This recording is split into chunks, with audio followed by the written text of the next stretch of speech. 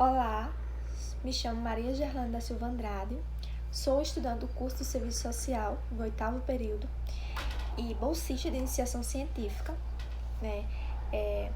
Desde a cota passada, nós estávamos com uma pesquisa da qual demos continuidade agora nessa nova cota 2023 e 2024. Essa pesquisa ela tem como plano de trabalho 2 planos, né? A pesquisa da qual nós continuamos estudando, ela tem como tema a superexploração do trabalho e a precarização da vida no Brasil, né? Análise de indicadores sociais no governo Bolsonaro, nos anos 2019 a 2022. No entanto, devido a algumas limitações e o período curto de tempo, nós não podemos nos debruçar diante de todos os estados do Nordeste brasileiro. Então, a nossa pesquisa, ela foi responsável por buscar analisar criticamente as particularidades dos indicadores sociais do estado da Paraíba, especificamente, né, nesse período de 2019 a 2022. A nossa pesquisa ela foi desenvolvida junto ao Grupo de Estudos e Pesquisas sobre o Trabalho e Proteção Social, o GETRAPS, o qual também é vinculado ao EPB. E seguido disso, nós vamos aqui apresentar os nossos objetivos, os objetivos da nossa pesquisa. Então, entre os nossos objetivos, o objetivo geral da pesquisa é de analisar e aprender os aspectos referentes à composição do trabalho e às condições de vida da classe trabalhadora no Nordeste, enfatizando os seus impactos e os efeitos, né, referentes ao governo Bolsonaro. E a gente salienta mais uma vez que nossa pesquisa ela busca fazer tudo isso mais no estado da Paraíba, né? Entre os objetivos específicos, foi de sistematizar os dados, né, sobre o padrão de vida e distribuição de rendimentos do IBGE do governo Bolsonaro, 2019 a 2022, a partir da síntese de indicadores sociais do IBGE, do PNAD, né, dos estados do Nordeste brasileiro. E o outro objetivo específico foi de analisar criticamente esses dados, esses indicadores sociais, né, que são produzidos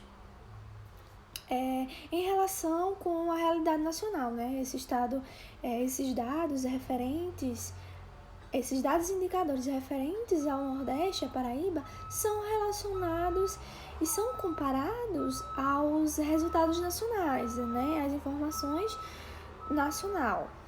Considero também importante destacar que essas comparações, essas relações e análises foram feitas a partir da realidade nacional, mas dos resultados que foram produzidos e analisados na pesquisa anterior, né, na primeira cota.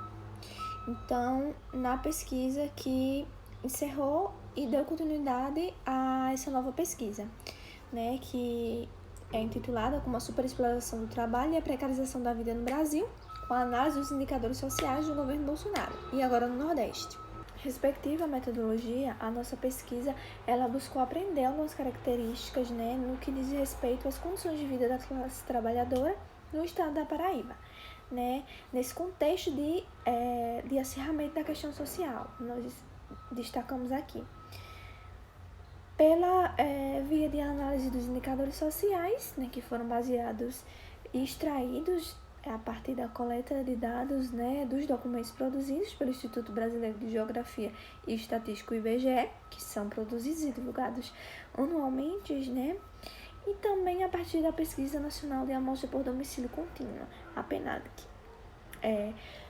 O nosso estudo ele foi fundamentado pela teoria social crítica e também recorreu à bibliografia, né, que discutia, que analisava, que falava sobre a crise estrutural do capital e também da crise sanitária, né, que foi vista, né, que foi instaurada pela pandemia da Covid-19, né, que foi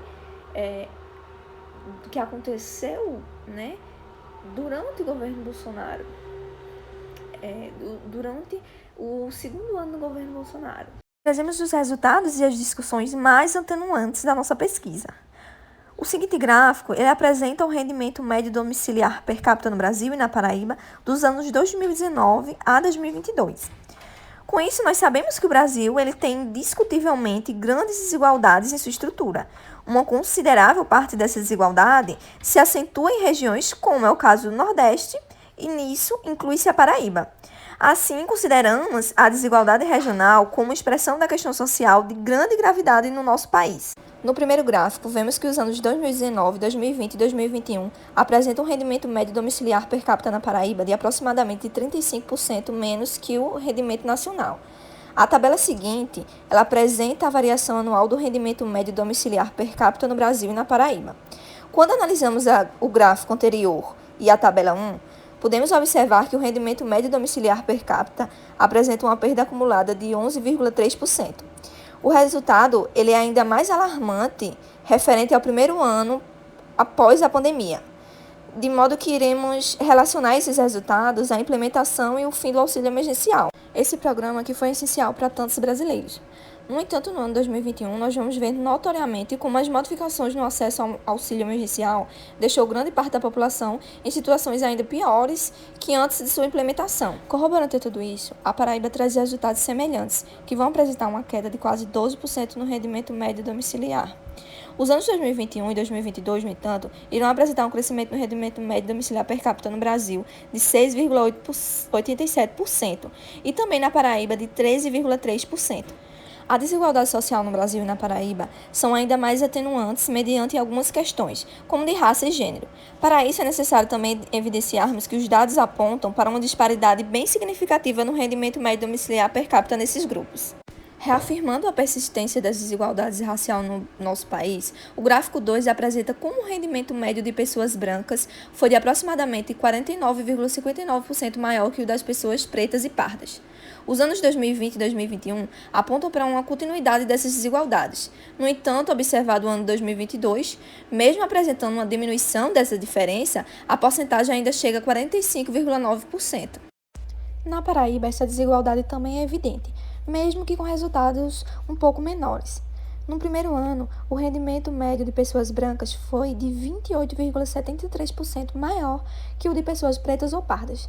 Assim como nas porcentagens nacional, no ano 2020, esses números reduzem minimamente e na Paraíba chega a 26,10%. Também semelhante ao resultado nacional, em 2021 acontece um aumento nessa disparidade. As pessoas brancas estão ganhando 37% a mais que pessoas pretas ou pardas. Com tudo isso, ainda enfatizamos que a desigualdade de renda entre pessoas brancas e pretas vai permanecer em todos os anos do governo de Jair Bolsonaro. Entre tantas desigualdades sociais, temos destaque as desigualdades de gênero. Quando observamos a tabela 2, evidenciamos notoriamente as discrepâncias no rendimento médio domiciliar entre os gêneros masculinos e femininos. Se destacar do estado da Paraíba, os anos 2020 e 2021 apresentam resultados ainda mais acentuados, de 5,86% e 5,47%, respectivamente.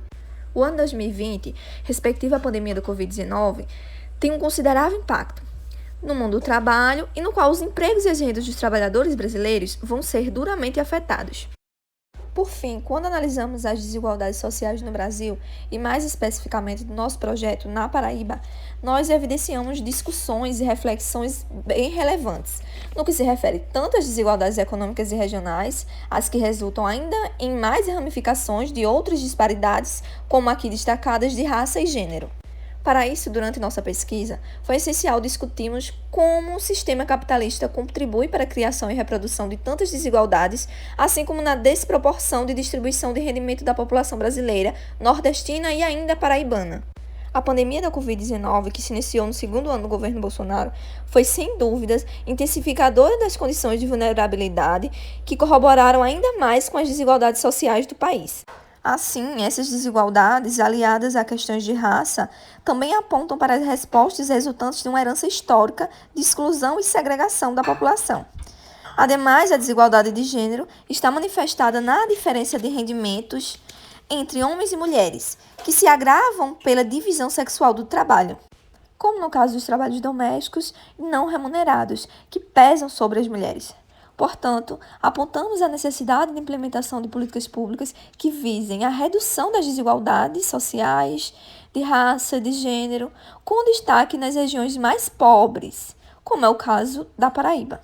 Aqui estão as referências utilizadas para a escrita dessa apresentação e do relatório final do projeto. Muito obrigada.